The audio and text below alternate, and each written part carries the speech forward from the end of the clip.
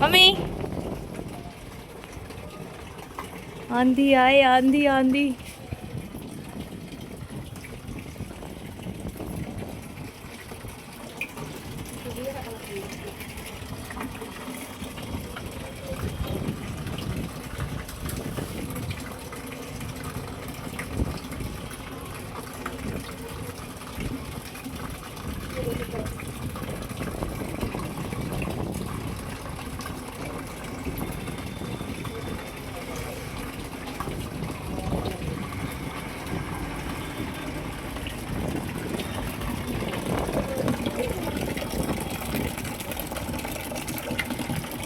खीरा भी है ना?